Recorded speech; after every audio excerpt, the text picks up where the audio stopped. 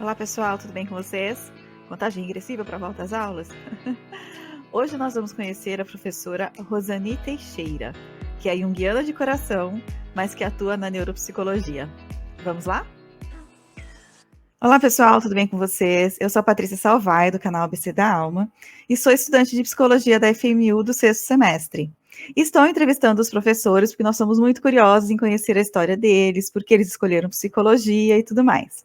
E hoje eu agradeço a presença aqui da professora Rosani Teixeira. Muito obrigada, Rosani, por estar participando. Eu é que agradeço o convite.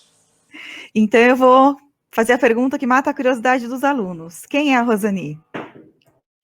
Então, a Rosani é uma pessoa que sempre teve muitos amores na vida, né?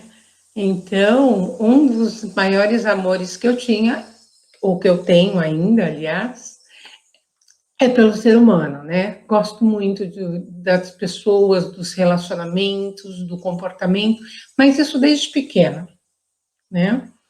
Gostava também, e gosto ainda, de observar o comportamento de animais.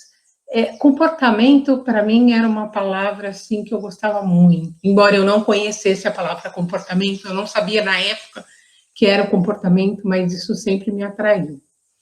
Outra paixão que eu sempre tive era de ensinar.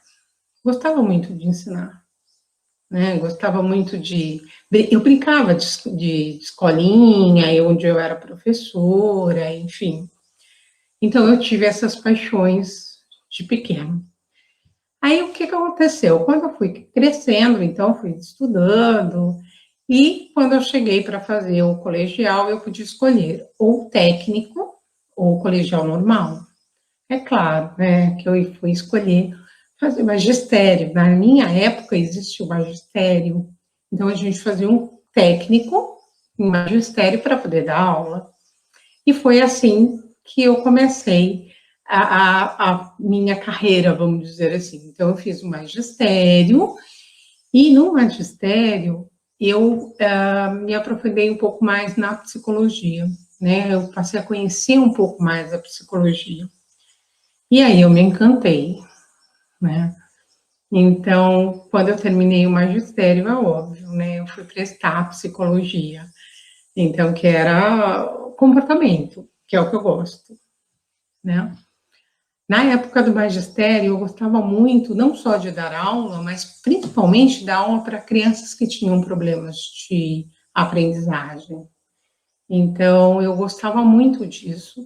Era muito gratificante você ver as crianças aprendendo, elas lidando com aquela dificuldade toda, mas elas aprendiam, elas davam um jeito. Era muito gostoso isso, né? E isso me motivou a fazer realmente psicologia. Aí eu fui fazer psicologia. E aí já foi direto na comportamental? Não flertou com psicanálise? Não flertou com as outras? Não, você sabe que foi muito engraçado, porque assim, na época que eu fiz faculdade, era só psicanálise, basicamente, que existia. Não existia outra coisa. E eu era junguiana, né? Eu fui para Jung. Então, sou apaixonada por Jung, né? E eu era meio que o patinho feio lá da faculdade por causa disso, porque eu tinha toda uma postura junguiana e a faculdade toda era psicanálise, né? Era muito gostoso. Mas não, mas assim, duas coisas que eu gostava muito na faculdade, que eu acho que me marcou, foi neuroanátomo, né? Então, neuroanátomo é uma coisa que eu sempre gostei, eu gostava muito, na faculdade, eu ficava estudando no laboratório, sabe, meio que trancada mesmo. Tinha, na minha época que eu fiz, era de cadáver, de verdade, né? E eles eram conservados em formol, às vezes eu saía até tonta de tanto ficar lá dentro, por conta daquele cheiro, né? Mas eu amava, então eu amava neuro, e eu gostava muito também do AEC, né? Que é comportamento animal, né? Que a gente faz condicionamento. Então, foram duas disciplinas que eu amava de paixão, tanto E para você ver, olha só como eu gostava, né? Nas minhas férias, muitas vezes, eu ia lá na faculdade para pegar meu ratinho, porque nós tínhamos um ratinho, e eu ia lá para passar um tempo com ele, porque eu sentia saudade dele. Era muito interessante. Ai, que fofo! Meu ratinho, ele era condicionado, nós condicionávamos ele, mas eu gostava muito de ficar com ele, né? Eu gosto muito de animais. Então, eu chegava muitas vezes para assistir a aula, eu pegava ele, ele gostava de ficar no meu pescoço, né? Então, ele não era um ratinho pequeno, ele era um rato grande, né? Branquinho, de olhinho vermelho, mas ele era grandinho. E ele ficava pendurado no meu pescoço, né? O rabo de um lado, a cabeça do outro. Era muito interessante. A gente ficava junto um bom tempo. Então, nas férias eu ia lá, claro, ficar com ele um pouquinho, matar saudades, enfim. Mas são duas disciplinas que eu gostava muito na minha faculdade. E aí, como que você se aprofundou, então, em comportamental? Se isso não tinha tanto na sua... Apesar que tinha o ratinho, né? Sim, tinha. Mas aí, o que aconteceu, né? Eu sempre vivi, na minha faculdade, eu sempre fiz as coisas intensamente, vamos dizer assim, né? Então, eu gostava de muitas coisas. Então, a todas as matérias, todas as disciplinas, eu fiz as disciplinas com muito empenho, de verdade, porque, assim, eu tinha um lema, e tenho ainda esse lema, que se é para fazer mal feito, é melhor não nem começar, né? Se é para fazer, vamos fazer bem feito, né? Então, eu fazia todas as disciplinas, eu me empenhava ao máximo e eu gostava muito disso, né? Então, eu fui para várias oportunidades que eu tive na faculdade, então tinha alguma coisa para fazer em tal laboratório, eu ia lá me voluntariar para fazer. Então, eu fiz muitas coisas que não tinha a ver realmente com comportamental, né? Então, eu fui pingando de laboratório em laboratório para poder, então, conhecer tudo. Depois, quando eu saí da faculdade, aí sim, eu gostava muito de Jung, eu fui fazer uma especialização curta, muito curta, mas para trabalhar com atendimento clínico. Depois disso, eu fui fazer uma também de hospitalar, também super curtinha, porque eu também gostava, então eu adorava também hospitalar. E uma coisa interessante, olha, você vê como a coisa de professora me persegue. Quando eu fiz faculdade de psicologia, a graduação, na minha época, você podia optar por fazer, junto com a graduação, fazer licenciatura. E eu fiz licenciatura para poder dar aula. Então, além do magistério, eu também fiz licenciatura, né? Então, quando eu deixei a faculdade, terminei a faculdade, fiz alguns cursinhos curtos não era nem pós naquela época, era um aperfeiçoamento, e aí eu fui trabalhar na clínica. E aí eu fui trabalhar na clínica e comecei a estudar realmente Jung, que era o que eu, na época, gostava bastante. É interessante que, assim, na época, eu falava assim, não, é isso que eu quero para mim. Mas depois de um certo tempo, você vai falar, não, eu quero mais do que isso, eu quero aprender outras coisas. E aí eu fui fazer especialização, mas aí eu já estava, acho que em 2000, mais ou menos, né? Porque eu me formei em 1990, 91, por aí. E aí, depois, no 2000, mais ou menos, eu fui fazer um curso de especialização em neuropsicologia, que foi onde realmente foi um divisor de águas para mim. Eu gostei muito, eu li um artigo, naquela época não tinha ainda neuropsicologia bem divulgado, ninguém sabia muito o que era isso, mas eu li um artigo, né? E eu me encantei com isso. Eu falei, não, é isso que eu quero para todo sempre. E aí eu fui fazer, fui estudar para fazer, tive o privilégio de fazer com a Beatriz Lefebvre. Ela foi uma das pessoas que trouxe a neuropsicologia aqui para o Brasil. Então, na verdade, são 3, pelo menos aqui em São Paulo, que eu sei, né, que começaram com isso. Então, a Beatriz Lefebvre foi a minha professora. Aí depois teve a Cândida, que também era do HC. A Beatriz Lefebvre também do HC, mas a Beatriz Lefebvre trabalhava com neurologia, vinculada à neurologia. E a Cândida vinculado à psiquiatria. E aí eu fui fazer com a Beatriz Lefebvre, ela só formou 3 turmas, uma judiação, depois não formou mais turmas, então eu fui a última turma por ela formada de neuropsicologia, depois da minha ela parou, enfim, ela já faleceu inclusive, e teve também, ainda no INCOR, né, pelo INCOR, a Belkis Romano, que também começou a trabalhar com neuropsicologia aqui no Brasil. Então, eu li um artigo, que o artigo foi da Beatriz Lefebvre, na época, e aí eu me encantei e voltei para a sala de aula para fazer especialização, mas aí sim, especialização de 2 anos, tudo direitinho. A neuropsicologia ainda não era reconhecida pelo conselho, né, então eu fiz a neuropsicologia, mas eu não podia usar o título. O título só pude usar depois que ela foi regulamentada, então, pelo nosso conselho. Então... E aí, desde então, é essa área que você continua se especializando. E você consegue conciliar com Jung ou você trabalha de uma forma totalmente separada? Não dá para conciliar. Na verdade, é bem diferente, né? Na verdade, porque eu faço muita avaliação neuropsicológica, então, assim, em Jung, eu tenho um olhar junguiano, né, para o meu paciente. Eu olho por esse olhar. Mas para fazer o trabalho do dia a dia, não dá.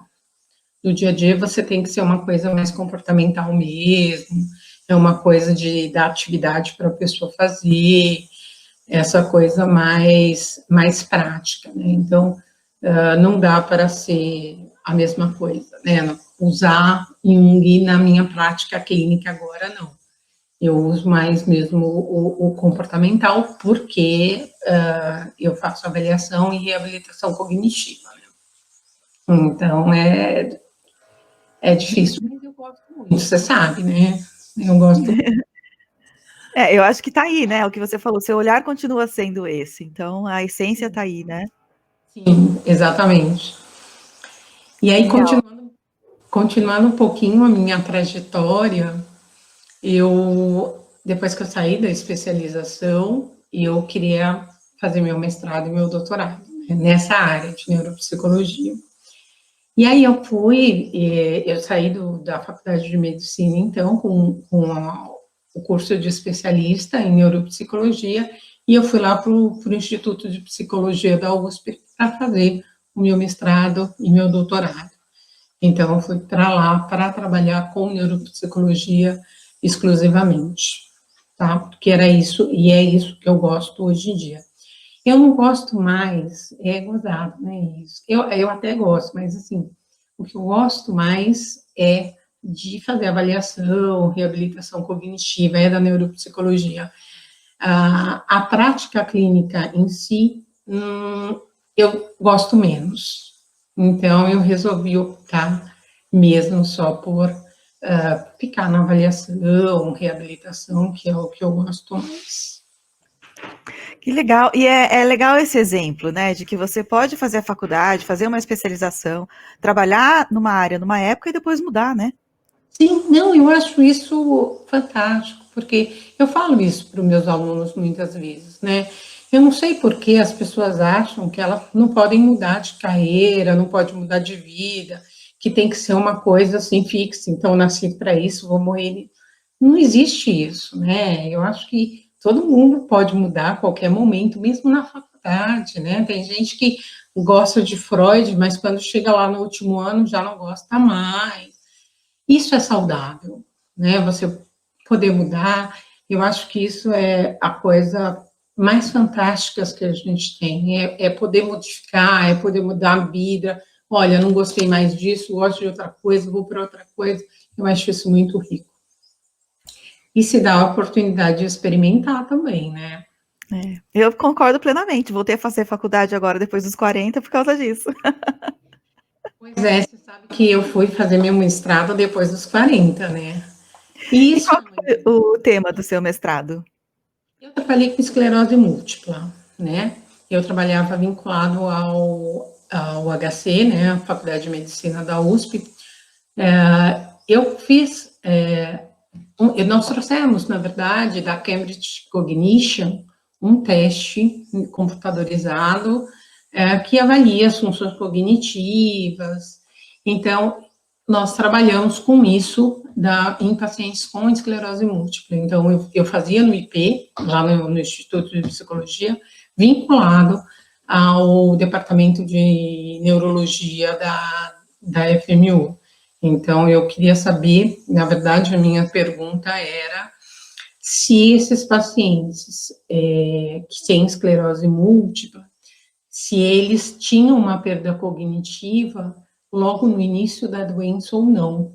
Naquela época que eu fiz, a gente sabe que é progressivo, a gente sabe que essa doença é uma doença neurodegenerativa, então o paciente vai perdendo mesmo, mas assim, o que eu via é que os pacientes reclamavam disso, né, logo no início. E as pesquisas não falavam se que era assim logo no início tão impactante assim, né? Então eu fui trabalhar, fui fazer a pesquisa geralmente para realmente para ver se sim, logo no início eles tinham um comprometimento cognitivo. E eu achei que eu vi na minha pesquisa, né, que sim, eles têm um comprometimento, principalmente da memória, que eu acho que é o que mais impacta a vida deles, né? Então, eles ficam, sim, claro que comparado com pessoas que não tinham nada, mas esse comprometimento deles não era uma coisa que impactava a vida deles, né? Então, a qualidade de vida deles era boa, apesar disso, mas era uma coisa, assim, que eles reclamavam, mas eles tinham razão de reclamar, não era uma coisa só, não, tal, só quando você perde, quando você tem a progressão. No início, eles também perdiam um pouquinho. E já é irreversível ou dá para fazer algum tipo de reabilitação? Não, não dá para fazer muita coisa, porque o que que acontece? Nessa doença, ela ataca, né, é o próprio sistema imunológico do paciente, né, e ataca a bainha de mielina. E a bainha de mielina, ela é responsável pelas informações, né, então é onde trafegam as informações. Então, o que que acontece? Se atacou a bainha de mielina e danificou, aí você não tem mais como reverter, tá? Então, depende do surto que a gente chama, né? Se for um surto muito forte, você danifica sim, um ataque muito forte, danifica a bainha de mielina e não tem como, né? Mas se for um surto mais leve, um ataque mais leve, aí a gente tem realmente como fazer uma reabilitação. Interessante nessa patologia, é uma patologia onde, assim, quando eles entram em surto, que é o ataque, né, o que que acontece? Eles ficam muito ruins, muitos deles acordam, por exemplo, num dia e não enxergam nada, estão absolutamente sem enxergar. Quando isso cessa, né, porque eles estão tomando remédios, enfim, quando isso cessa, a visão volta ao normal. Então, você tem esse período, né, a maior parte dos pacientes, eu não lembro quanto é por cento, mas tem esse tipo que a gente chama de surto-remissão. Então, você tem um surto, você fica ruim, e depois você volta e você fica melhor. O problema é que quanto mais surto você tem, mais ataque você tem, pior você vai ficando, né? Esse é o problema. Então, na esclerose múltipla, a gente trabalha muito com a psicologia mesmo. Legal. E no doutorado, você se aprofundou nisso ou mudou o tema? Então, eu me aprofundei nisso, eu não mudei o tema, é o mesmo tema, porque a gente queria estudar mais a fundo, porque no mestrado eu queria, como eu entrei num laboratório que eu trabalhava com visão também, No meu mestrado, eu trabalhei com cognição, mas eu trabalhei só com visão. Então, percepção visual, percepção de face, enfim. E depois, no doutorado, não, eu já fiz um perfil todo trabalhando com atenção, com memória, funções executivas, aí eu já fui me aprofundar mais. Então, foi o mesmo tema, praticamente, mas primeiro, no meu mestrado, eu trabalhei com a parte visual, que era uma parte realmente muito afetada, porque o nervo óptico é um dos mais mielinizados que a gente tem. E como essa doença afeta a bainha de mielina, a visão é uma coisa, né, extremamente afetada. Então, por conta disso, eu trabalhei primeiro só com a visão e depois, sim, eu fui trabalhar com as outras, aí eu trabalhei com memória, eu trabalhei com atenção, enfim, funções executivas. E a perda da visão causa muito impacto psicológico, né? Exatamente. E também não é só isso, né? E também tem aquela, a própria doença, ela faz com que, assim, é muito difícil para a pessoa se relacionar com o outro, né? Porque um dia ela tá boa, no outro ela não tá. E não é todas as pessoas, né, que conseguem entender isso de uma forma mais efetiva. Então, a gente tinha muita reclamação de pacientes que falavam assim: ah, meu marido não entende isso, ah, como é que pode uma doença fazer com que eu fique ruim num dia, então eu não consigo nem andar no dia, no outro eu estou andando, né? Então, isso gera uma angústia muito grande para esses pacientes, sem contar que eles podem dormir de um jeito e acordar de um outro, né? Então, essa ansiedade provocada pela doença é impressionante. Então, eles precisam muito ter esse trabalho psicológico paralelo a eles, né? Porque a gente fazia, inclusive, lá, várias palestras falando para os familiares, tentando mostrar como é que era isso, porque a reclamação deles era muito, porque as pessoas não entendiam como que pode, um dia você tá bem, no outro você tá ruim, e depois você volta a tá bem. A intervenção com a família é muito importante, né? Exatamente, exatamente. Para a família poder até entender. E com eles também, né? Principalmente para mostrar para eles, isso é uma coisa que a gente fazia muito, é que apesar de você ter uma doença, seu mundo não acabou, né? Então você tem várias possibilidades. Então a gente sempre falava isso para eles, não é porque você tem uma doença e não tem cura, né? Então você toma medicamento, mas você tem uma vida inteira pela frente para você poder fazer, explorar, enfim, a gente teve muitos pacientes que trabalham muito, são muito bem-sucedidos.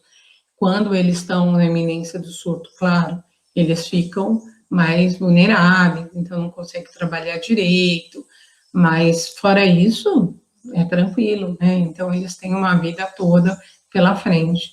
Eu costumava brincar com eles, eu pegava, e eles, muitos deles falavam isso, né? Mas eu posso morrer amanhã. Eu pegava e falava para eles assim: nossa, eu também, né? Então, eles davam muita risada, mas é isso, né? Então, muitas vezes eles acham que eles se sentem mais frágeis, que eles podem morrer amanhã, né? Eles falavam isso muito. Eu falava: poxa, eu também, né? Quem me garante que eu não vou morrer amanhã também, né? Então, isso Exatamente. tentava. Para morrer basta estar vivo, né? A gente nunca sabe. Exatamente. E eu sempre tentei mostrar para eles essa coisa de que, olha, não é porque você tem uma doença que você tem que parar com a sua vida, muito pelo contrário, né? É difícil você ver, inclusive, pessoas que não têm nada, né? A maioria das pessoas tem algum problema e nem por isso elas param sua vida. Então, a gente trabalhava muito isso com eles, né? E mostrava assim, olha, o quanto você pode fazer. Era bem interessante esse trabalho que nós fizemos. Nós ficamos Legal. mestrado e doutorado lá fazendo isso. E os alunos te procuram para fazer iniciação científica relacionada a esse tema? Não, a esse tema eu não tive nenhum. Eu tive iniciação científica, porque na verdade eu sou um pouco chata, vamos dizer assim, com termos com iniciação científica, né? Porque, assim, já que, para mim, assim, se tem, como eu já falei, né, se é para fazer, vamos fazer bem feito. Então, eu quero que a coisa seja bem feita, né? Então, eu não tive nenhum aluno sobre esse tema, trabalhando com isso, mas eu tive trabalhando com neurociências. Então, eu fiz uma orientação, eu fiz uma só, que eu aceitei só uma, por conta disso, porque era uma pessoa que estava, uma garota muito boa, que estava realmente muito interessada, então eu orientei. Ela fez em neurociências e bulimia. E foi muito interessante, porque assim, falei com ela e nós mandamos para ela o resumo, toda a iniciação científica dela no congresso, que tem de iniciação científica naquele ano, e tinham uns outros temas lá que eram, para eles, eram os chaves, né, que eram aqueles que eles queriam que...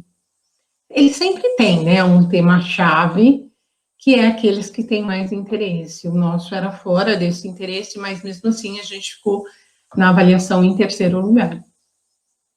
Olha, parabéns, parabéns.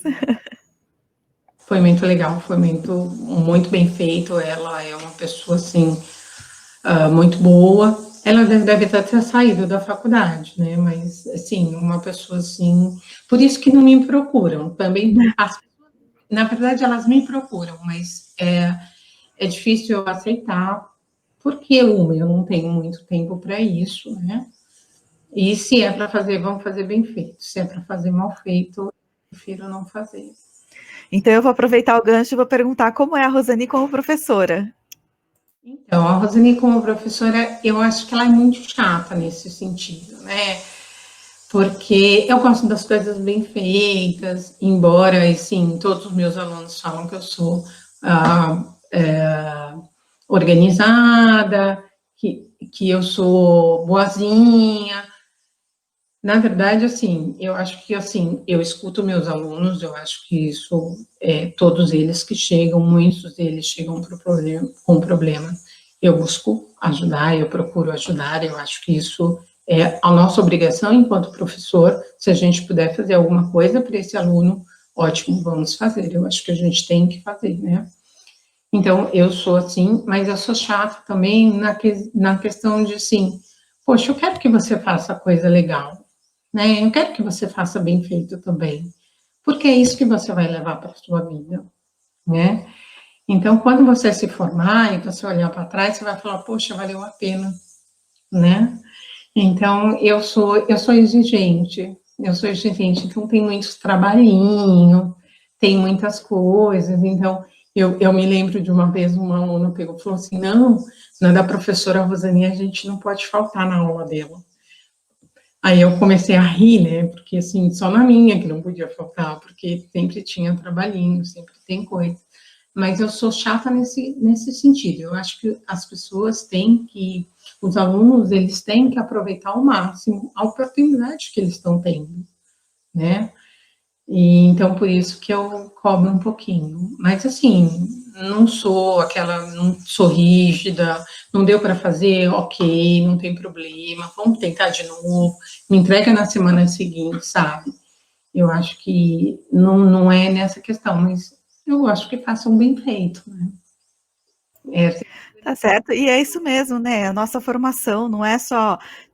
O professor Ézio comentou, né? Não é uma troca, a gente não está pagando para ter um diploma, a gente está se formando como psicólogos, né? Exatamente isso, exatamente isso. E uma das coisas, né, que muitas vezes a gente não pensa é que, assim, quando a gente se formar, muito provavelmente a maioria quer seguir a área clínica, né, dos nossos alunos, a grande maioria. E se for para a área clínica, quem é que vai indicar os seus pacientes para você, né? Se não são seus professores ou seus amigos. Porque até você se tornar conhecida, e aí sim ter um nome, né, e vir paciente por conta do seu nome, você precisa de pessoas que indiquem para você começar a sua carreira, enfim. Então, é ali, né? É ali na faculdade. Então, muitas vezes eu falo isso para eles, né? Para os meus alunos. Eu pego e falo assim, gente, quantos daqui vocês indicariam um paciente? Para quantos alunos, amigos seus? Então, por isso que eu falo para eles sempre, olha, gente, se dediquem ao máximo. Porque a sua formação está começando agora, começa com a faculdade, começa com a graduação. Né? Claro que depois você vai se especializar, mas a gente começa lá atrás, na graduação. Né? Então, eu falo para eles, né, informá-los que quanto mais eles puderem aproveitar esse período, melhor. Muito melhor. Tá certo, acho que é uma excelente dica para os alunos. E eu queria saber se você tem mais alguma. Então, eu acho que, na verdade, são duas dicas, né? Muitos alunos chegam para mim e falam assim, ai, Pro, eu não sei que linha seguir, ai, Pro, eu não sei, eu estou tão em dúvida, e agora? Então, assim, eu acho que, gente, né, eu acho que as pessoas têm que deixar as coisas acontecerem naturalmente, né? Então, vai chegar uma hora que você vai se decidir que linha for, porque não é uma coisa que você escolha, né? Patrícia, você é da Jungiana, e eu acho que você também sente uma coisa assim. Não é você que escolhe a linha, eu acho que é a linha que te escolhe, você se encaixa perfeitamente na linha, não é? Então, é uma coisa assim que serve para você, literalmente, né? Não é alguma coisa, eu vou ser psicanalista, e por quê? Psicanalista, porque a psicanálise é X, Y, Z, não é assim, né? Porque você muitas vezes não tem esse perfil não serve para você. Eu concordo plenamente, eu sei que Jung me escolheu. Exatamente isso, né? Então, a gente se encaixa nessa linha, veste perfeitamente, né? Então, a gente tem uma postura. É muito engraçado, porque quando eu fiz graduação interna, todo mundo psicanalista, eu tinha uma postura junguiana, que é diferente da psicanálise, né? E meus professores falavam isso, eles falavam assim, nossa, você tem uma postura totalmente diferente. Mas é, porque era uma postura já junguiana. E falando em dica, gente, uma coisa que eu acho importantíssimo, né, para os nossos alunos, se eles tiverem oportunidade, faça terapia, gente, enquanto vocês estão na graduação. Isso é importantíssimo, sabe? Porque vocês precisam conhecer vocês mesmos, saber o que é seu, para poder depois não confundir com o do outro, né? Então, saber o seu limite. Então, muitas vezes as pessoas pensam, me perguntam assim, Pro, mas principalmente porque eu dou ética, né?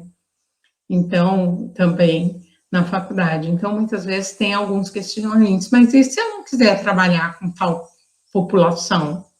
Então, é um limite seu, ok, mas você tem que saber que é um limite seu e tem que saber por que esse é o seu limite. Isso você só vai descobrir em terapia, né? E essa questão de não confundir os conteúdos, a gente escuta desde o primeiro semestre, né? E há algumas semanas atrás eu estava conversando com uma amiga minha e ela estava contando algumas coisas e eu me peguei num momento, eu falei, meu Deus, eu estou confundindo meu conteúdo com ela. Era uma conversa de amiga, não era uma sessão de terapia, né? Mas na conversa, eu falei, gente, olha isso então, na prática é isso quando a gente confunde os conteúdos. Porque você acha que é um conteúdo seu e não é, é dela. Então você sofre com isso, né? E isso é muito ruim. Então, se a pessoa conseguir perceber, opa, peraí, isso é meu, aí a coisa é bem diferente. Por isso que eu acho que as pessoas precisavam fazer realmente terapia quando fazem faculdade, porque aí fica mais fácil, né?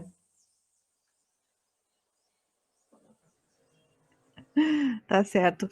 Ótimas dicas. E tem alguma coisa que você gostaria de compartilhar e que eu não te perguntei? Eu acho que isso é tudo, né? E uma coisa que eu acho muito interessante, né? Eu sempre falo para os meus alunos em aula, quando eu tenho aula com eles, eu sempre falo muito isso para eles. E eu sinto que eles têm muita resistência ainda para isso. Então, eu sempre falo para eles, gente, tem dúvida? Pergunta, vai atrás, não deixa passar, né? Porque agora é a hora. E muitas vezes, eu gosto muito de simulação, na FMU a gente consegue fazer simulação bem legal, né? No laboratório, enfim. E lá, geralmente, a gente, não sei se você já participou da simulação, Patrícia, acredito que sim. Então, na simulação, a gente pega um aluno para ser terapeuta, né? Para viver isso. Então. E aí, muitas vezes, eles falam, não, eu não quero, porque isso é eu errar. E aí eu falo, gente, essa é a hora de errar. Essa é a hora. Porque vocês estão aprendendo, vocês não têm que acertar. Essa é a hora de errar. Porque se você errar agora, quando você está na sua vida acadêmica, quando você for para a sua vida da prática, você não vai errar mais. Você vai acertar lá. Porque você já errou. Agora, se você não errar aqui, se você não perguntar aqui, se você não resolver aqui na sua vida acadêmica, como vai ser sua vida prática lá? Né? A sua vida profissional. Então, se a pessoa não estiver fazendo supervisão, né? Vai errar, não vai saber que está errando, vai prejudicar o outro. Sim, exatamente. Isso é uma outra coisa que os alunos geralmente me perguntam. Por que eu tenho que fazer supervisão? Né? Então, você tem que fazer supervisão porque você precisa de um outro olhar. Porque se você tiver um olhar viciado, por exemplo, isso acontece muito. E não só na nossa profissão, em várias outras profissões. É muito interessante porque, assim, no meu mestrado, eu tive a oportunidade de trabalhar com pacientes com PC. Eu tive várias oportunidades que eu aproveitei, né? Então, eu trabalhei com pacientes com PC. Era muito paralisia cerebral, PC. Então, era muito interessante, porque chegou uma hora que todo mundo, para mim, tinha PC. Aí eu peguei e falei, ai, meu Deus, eu já estou ficando com o olhar viciado. E isso acontece. É normal acontecer, né? Mas a gente precisa saber que isso acontece. E é com a supervisão que a gente percebe isso, né? Então, eu trabalho muito com médico, porque eu faço avaliação, eles me mandam pacientes, e muitas vezes eles mesmos falam, olha, Rosane, eu preciso que você faça uma avaliação nesse paciente, que você olhe esse paciente para mim, porque eu preciso de um outro olhar. Eu preciso de um olhar diferente. Então, isso a gente tem que levar para a vida toda, né? Com humildade, né? Sim, com certeza. Com certeza. Então, isso é muito importante mesmo. Né? Você fazer supervisão, até porque você precisa desse olhar de quem está por fora, de quem é imparcial. Você não é, né? Você está vivenciando aquilo, então você não tem aquele olhar mais, vamos dizer, viciado, mas você tem aquele olhar que, não sei, pode ser que não seja certo. E, de repente, o seu supervisor, então, ou o supervisor tem um olhar diferente do seu. Isso é fundamental. Tá ótimo. Amei te conhecer. Amei saber da sua história. Eu acho incrível conhecer a história dos professores, os temas de mestrado e doutorado, sabendo que se especializaram. Eu acho que eu tenho aprendido tanto nessas entrevistas. A sensação que eu tenho é que eu não tive férias, que eu tive aula todos os dias, porque cada entrevista é uma aula. Sim, e é muito bom você conhecer. Eu sou um pouco suspeita para falar disso, porque assim, eu gosto muito disso, né? Eu sempre falo para os meus alunos que eu sou privilegiada, porque eu tive, né? Eu gosto de neuropsicologia, e eu tive a oportunidade de conhecer as 3 professoras que trouxeram a neuropsicologia para o Brasil. E as 3 conversaram comigo, contaram a história dela. E assim, isso é riquíssimo. Isso é riquíssimo. Eu acho que cada história que você ouve, né, cada vivência, você aprende um pouco mais. E isso você leva para a vida toda. E eu acho isso fundamental também. Então, eu quero te agradecer duplamente. Eu quero te agradecer por estar participando da entrevista para todos e te agradecer por ter compartilhado um pouco da sua história comigo e me ajudado a crescer. Obrigado, eu que agradeço essa oportunidade e espero que todos os alunos que assistirem a nossa entrevista possam crescer também. Tá ótimo. Então, eu queria desejar um excelente semestre para nós. Se Deus quiser, teremos um ótimo semestre. E a gente, quem sabe, a gente se encontra em breve, né, lá na FMU. Talvez não esse ano ainda, mas ano que vem. Ano que vem, mais provável. Tá certo, Rosani. Muito obrigada, um beijo, amei te conhecer. Também gostei, obrigada. Um beijo. É isso aí, pessoal. O semestre está começando, cheio de oportunidade para todos nós. E se você ainda não se inscreveu, inscreva-se, ative o sininho, curta e compartilhe. Um beijo e até a próxima.